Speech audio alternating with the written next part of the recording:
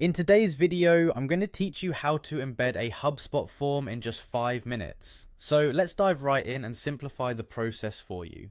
We'll begin at the HubSpot homepage. From here, you can access all the wonderful tools HubSpot offers for your business needs. The first thing you'll need to do is log in.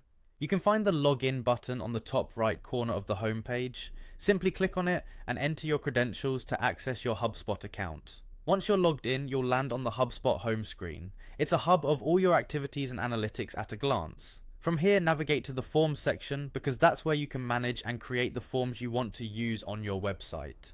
To get there, you'll first click on the Marketing tab. In the drop-down menu that appears, you'll see an option for Forms. Click on Forms and it will take you to a page where all of your forms are listed. This includes both pre-existing forms and any new ones you've created. If you haven't created a form yet, now is a great time to do so.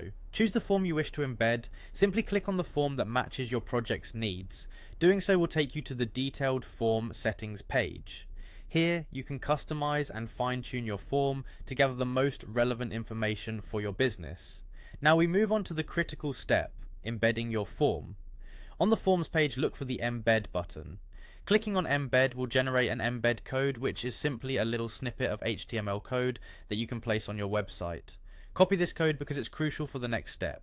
Before embedding the form, ensure you know exactly where on your website you want this form to appear. This will often be a dedicated landing page or a section with high visibility to ensure that visitors can conveniently fill it out. Once you've decided on the location, you'll need to paste the embed code into the HTML of that particular page. If you're familiar with editing site code, this will be a straightforward process. However, if you're using a website builder or CMS like WordPress, simply use a custom HTML block or a similar feature that allows you to paste raw code. And that's it! You've successfully embedded your HubSpot form.